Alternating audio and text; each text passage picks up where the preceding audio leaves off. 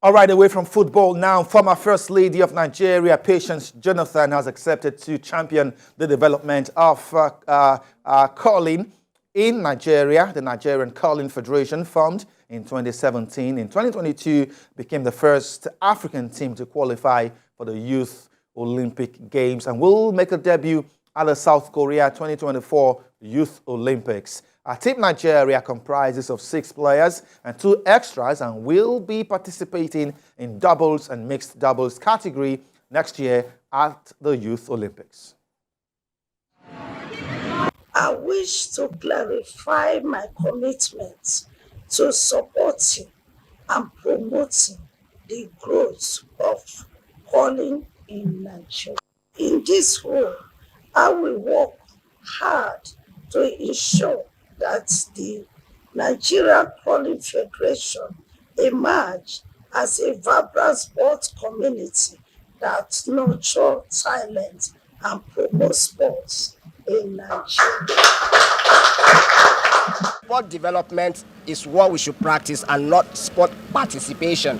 What we've been practicing in this country is sport participation.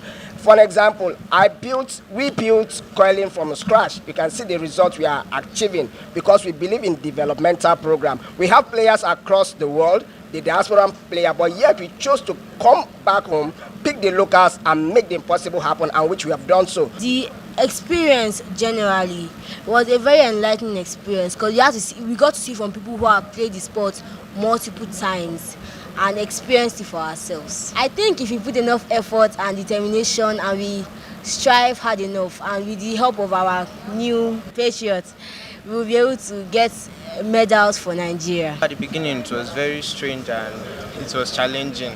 It seemed hard, but later on when I picked, it's a cool game. All right, our correspondent JaneFrances Nweze joins us live from Abuja at this time. Jane, I'm calling as a sport. If I do a vox pop now, go to the streets of Lagos, Abuja, and ask people if they know what curling is, perhaps they will ask me, am I talking about jerry coiling, or what kind of coiling am I talking about? As a sport, no one is talking about the sport in Nigeria. What is the federation really doing beyond going for the Youth Olympics, gathering some kids in Abuja, and all of that? Do we even have the facility to train here in Nigeria? Well, facility is one of the things they are struggling with. It's also part of the reason why they're now going out and looking for support and trying to bring people on board. It's not a popular sport. It's not a sport that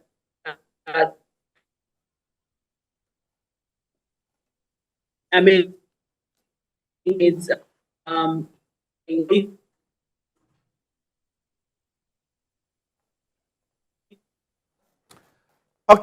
Okay, it's a live situation. Hopefully, Jane can reconnect on the program.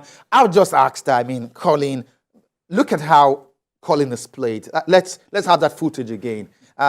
We don't have such. Neither are the national. Look at this, Bolu. We don't have this kind of facility in National Stadium Abuja. We don't have this in any of the Nigerian stadiums in this country. So where do our athletes train? Let's start from football. We have facilities good enough to train footballers. Where do our callers train? We're going for the Youth Olympics. Are we going to participate or we're going to compete? Sometimes these events, they get world grants for things like this. That one is on the side. I remember when bobsleigh came out, we want to build a facility that has snow and skeleton. It is not. I'm not saying we shouldn't compete or participate. You can have maybe a country abroad that you liaise with, that you work hand in hand with. But saying we want to have it here. Okay, Jane is back on the program from Abuja. Jane, let's quickly have your thoughts.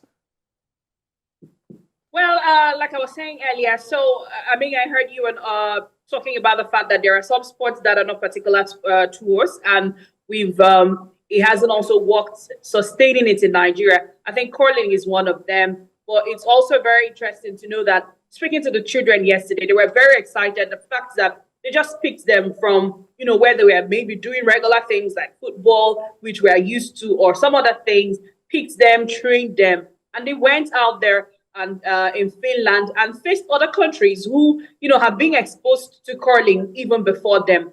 and manage to get that ticket, become the first African country to get a ticket to take part in the Youth Olympics next year. So I think maybe it's sports we should actually give a chance.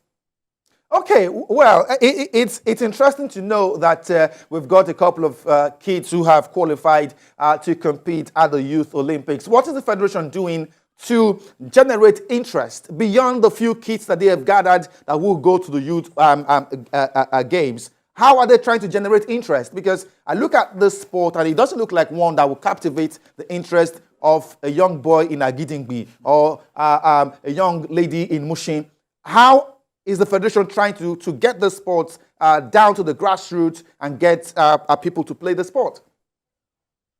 Well, I think the first thing, which actually points to the fact that they're trying to generate an organic interest in the sports, is the fact that they actually had an opportunity, just like every other sport is doing, like the bobsled, the skeleton you talked about, even Nigeria football, where we have talents abound in Nigeria, still scouts the whole of Europe and America to look for talents to play for the Super Eagles and Super Falcons.